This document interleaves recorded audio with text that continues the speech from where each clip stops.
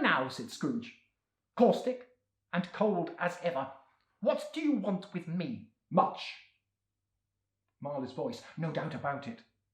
Who are you? Ask me who I was. Well, who were you then? Said Scrooge, raising his voice. In life I was your partner, Jacob Marley. You don't believe in me. I don't, said Scrooge. Humbug, I tell you. Humbug! At this the spirit raised a frightful cry and shook its chain with such a dismal and appalling noise that Scrooge held too tight to his chair to save himself from falling in a swoon. But how much greater was his horror when the phantom, taking off the bandage around its head as if it were too warm to wear indoors, its lower jaw dropped upon its breast.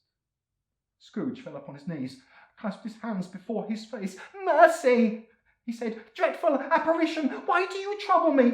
Why do spirits walk the earth? And why do they come to me? It is required of every man, the ghost returned, that the spirit within him should walk abroad among fellow men and travel far and wide. And if that spirit goes not forth in life, it is condemned to do so after death.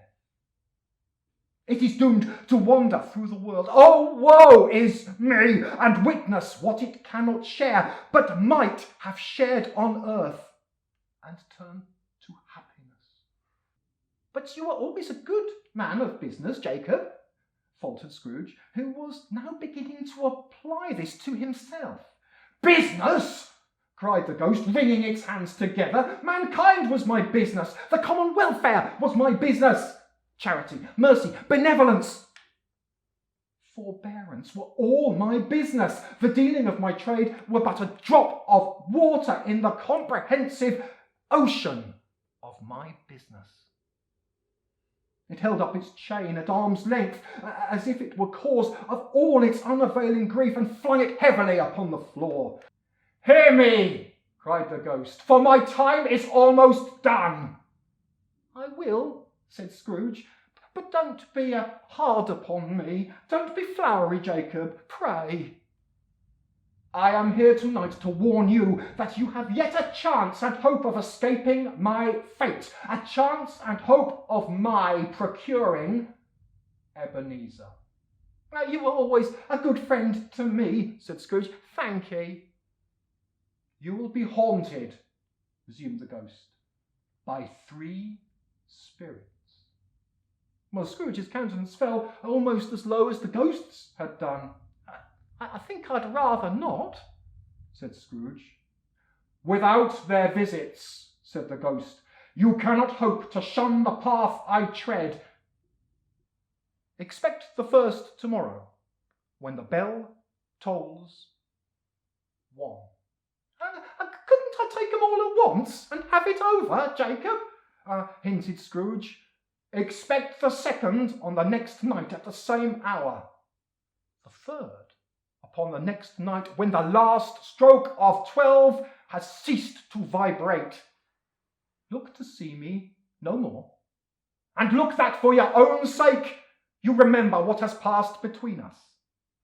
The apparition walked backwards from him, and at every step it took, the window eased itself a little, so that when the spectre reached it, it was wide open. It beckoned Scrooge to approach, which he did. The spectre floated out upon the bleak, dark night. Scrooge followed to the window, desperate in his curiosity. He looked out. The air was filled with phantoms, wandering hither and thither in restless haste, and moaning as they went. Every one of them wore chains like Marley's ghost. None were free.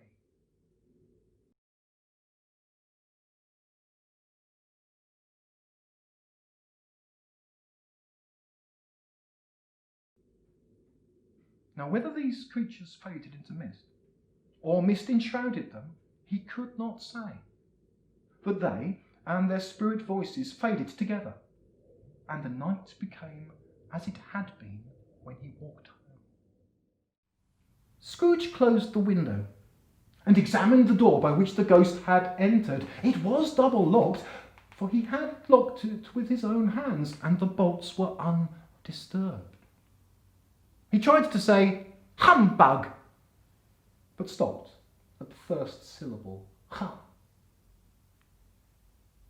And being, from the emotion he had undergone, or the fatigues of the day, or the conversation of the ghost, or the lateness of the hour, much in need of repose, he went straight to bed, without undressing, and fell asleep upon the instant.